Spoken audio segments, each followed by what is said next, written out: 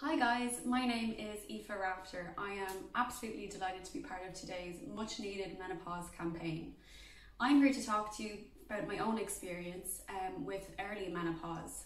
I was diagnosed with cervical cancer at 27. Unfortunately, the treatment I needed led me to developing early menopause. So menopause for me started kind of slow, I guess. I started first recognizing symptoms through like losing my hair. I was kind of up and down with my weight, but a lot of those issues could have been put down to being stress related from kind of processing all the trauma I went through cancer. So it was really hard to actually navigate, gosh, am I definitely going to end up getting early menopause, or will I skip it by the skin of my teeth? And obviously that's what I was praying for. I suppose it became very obvious while I was cocooning, or shielding as it's also known as, through the pandemic. Obviously I was in isolation because of my health issues, and I think the symptoms were just staring me in the face. I wasn't sleeping, I was getting hot flushes, I was anxious, I had a lot of kind of negative thoughts, also migraines, which is something I've never suffered from. As my cancer was hormone triggered, I wasn't eligible to take hormone replacement therapy. That led me to, I guess, going through things cold turkey. I've tried so many different alternative therapies, old wives' tales, to try and get me through the menopause. I think the most difficult thing for me was trying to access information, and that's why I know this campaign is so needed. For me, being the age I was, I didn't even really think of Googling it. I guess I just straight away went to social media. I have found social media amazing in the past for my health conditions because I also have a lung disease called cystic fibrosis. So I've always shared my health journey online on Instagram. So for me, I knew I had a community there with people with lung conditions, so it just felt like a automatic reflex to just go and search online on social media for kind of information, support, and really that connection of someone else who's going through menopause at any age. Like, I was just so eager to connect and not feel so alone. So some of the things that worked for me for managing my menopausal symptoms, I guess a huge one was taking an antidepressant.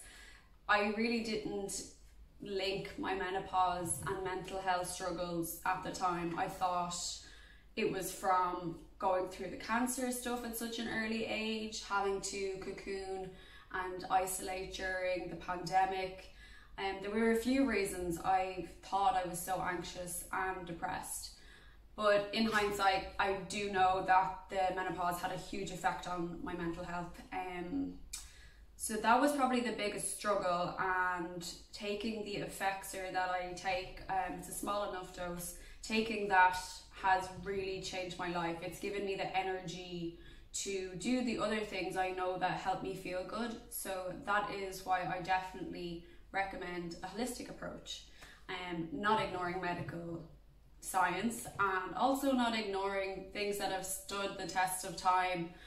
For me, acupuncture is a massive self-care, but also like health routine for me. I go for acupuncture every single week. It helps so many different things for my health. It has really helped my hot flushes. It's definitely minimized them a lot. My anxiety is much more minimal, and I've even reduced my anti-anxiety medication and still kept up the acupuncture. So I do feel like a bit of using both of those things have had a massive impact. I also qualified as a reflexologist because I found that amazing for my hormonal imbalance. It has helped me kind of take control of my sleep routine again. My overthinking has minimized a lot. My stomach is better. I definitely was going through some bowel issues while I also had menopause. I also suffer from extremely dry skin since I have the menopause, and also very reactive skin, which I didn't really know was a menopausal issue. I really recommend that people find skincare specifically for menopause. Bigger brands and new brands are coming out with menopause skincare now, and that has been a massive game changer for me. So I definitely recommend looking into that and not just continuing with your normal skincare routine.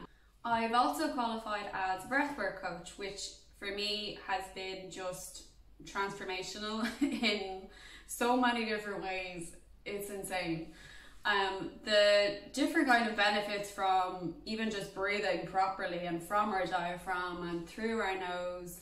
It helped my posture, it's helped my stomach issues, it's helped my anxiety, it's taken the edge off my hot flushes, it definitely helps me sleep better and just get more kind of clarity, because I know brain fog is a huge other issue for menopause too. I don't suffer from migraines anymore. One of the things I really found fantastic for migraines was actually Tai Chi, which I had never done before. And like so many times when even my clients come to me for holistic therapies, you go to them when you're like last resort, you've tried everything, you've done what the doctor ordered, you have taken lots of wives' tales on board, you've drinking all your water, and you still can't shift the migraines. It's very overwhelming at the start of perimenopause and menopause because it's basically another diagnosis. And even though technically this is like my third diagnosis, it wasn't any the less overwhelming.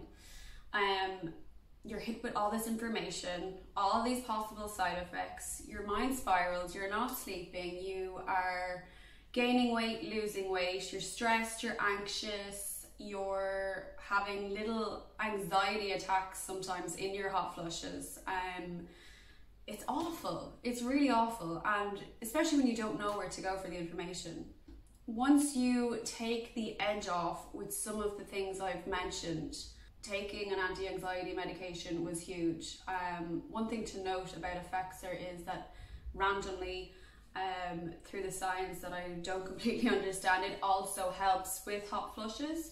So that was kind of like 2 birds, 1 stone, why not give it a go? And I'm so glad that I did. That has been a huge part of my, I suppose, acceptance processing part of this journey. And the breathwork has been huge too, because it is traumatic going through menopause and all it kind of entails. And I suppose some women feel less feminine, you're no longer fertile, and I know that can really affect some women, especially if it is at a younger age that you kind of weren't expecting to go through the menopause so soon. So for me, those have been the 2 massive things. Breathwork has helped me release a lot of that trapped frustration and I suppose trauma, for lack of a better term.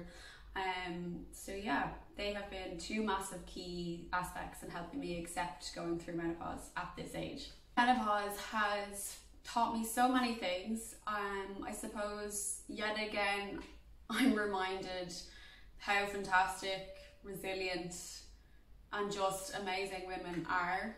For me, I definitely believe that it's helped me connect more to my womanhood and to, I suppose, realise that life doesn't end after menopause, or like even after cancer. You learn so many different things about yourself, you connect with fantastic people that teach you so much. And I think through creating a community for any sort of illness or issue, connection is key. Like, the more we share, the more we grow, the more we feel so connected to ourselves and to one another. And I just feel that this campaign is going to really help with that as well.